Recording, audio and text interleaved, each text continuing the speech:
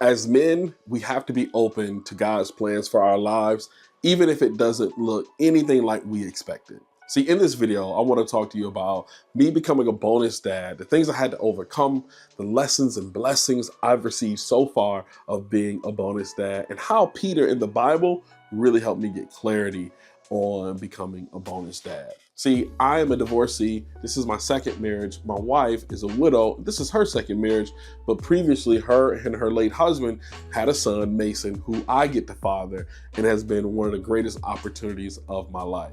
Mason is one of those kids. He's super smart, super articulate, loves to have fun, teaches you how to forgive and move on.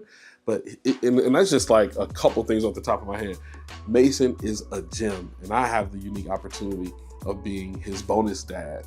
And before ever meeting Mason and my wife, there was a time in my life, early adult years, where I said, I'll never marry or be with a woman who has kids. And I was strong to my convictions. I remember I shared that with my aunt one day, and she said, watch what God do. And I just like shied away from dating any woman who had children until, going through my divorce, where I just had an awakening.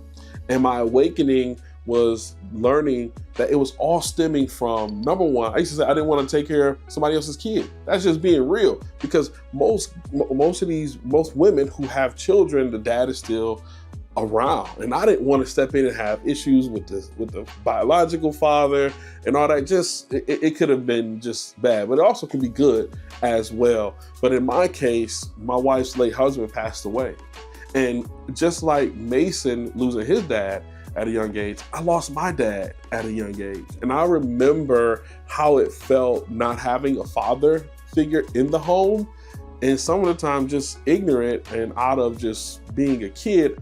I didn't want my mom to date. I didn't want my mom to remarry, because I didn't want someone coming in and messing up what we already had as a family.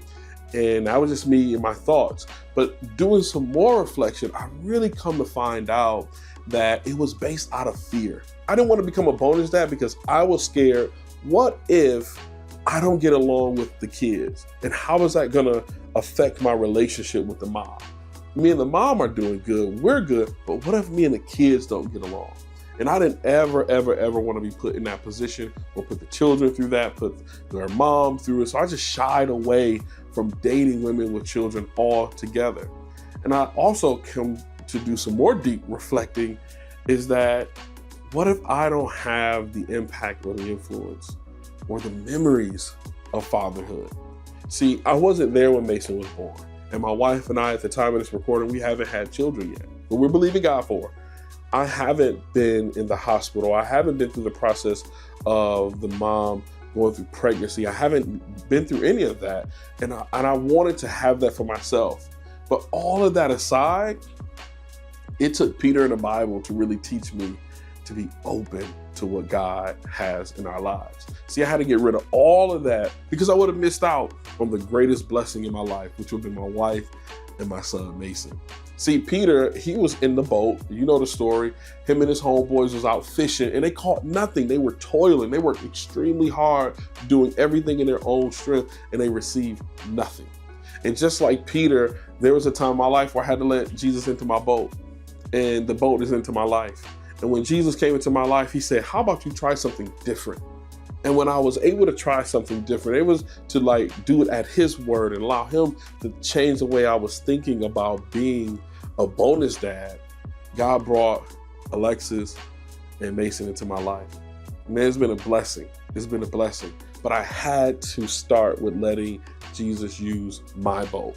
See, some of the biggest lessons and blessings that Mason is allowed me to have, number one, patience. And I think every parent has to learn patience, but with me never having kids and just going straight into it, I've had to learn to have patience, not only with me, but with Mason, so that he and I can develop a fruitful relationship, and that he can develop into the young man that we see him to become.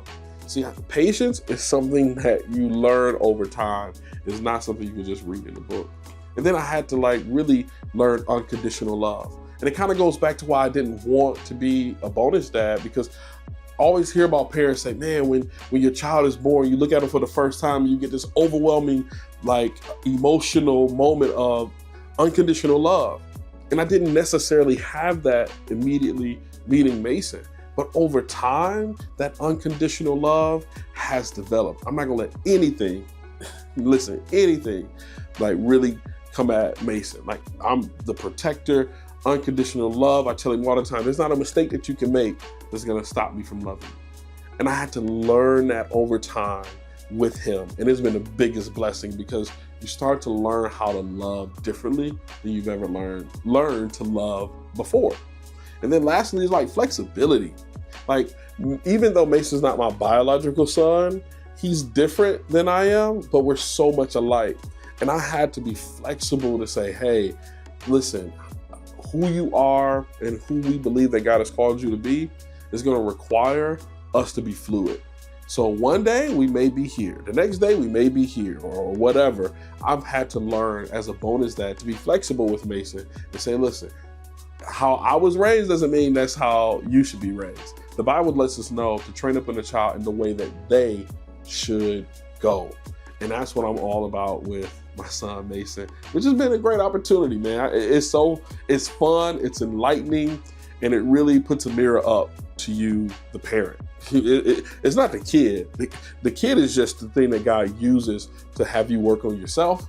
And that's exactly what I get to do each and every day with Mason. And one of the turning points in our relationship between Mason and I, he took to me really well early on in the dating, and just gave me so much love, didn't give me any pushback. I don't have any of the issues that I thought I was gonna have many, many years ago when I was talking foolish, like I don't wanna be a bonus dad, because I don't like the term stepdad. Just put that out there. Being a bonus dad has been a blessing. And some of those key moments that I think about, number one is that me and Mason like throw the football around, right? We go outside, throw the football. He's starting to really enjoy sports and learning about sports. So we throw the football around. And what has hit me is that I didn't get to ever throw a football with my dad. There's things that I get to do with Mason every single day that the little me never experienced. The little me gets to be healed. It gets to experience those things with Mason. You know, it's kind of vicarious, but it's been a healing. It's been healing for your boy.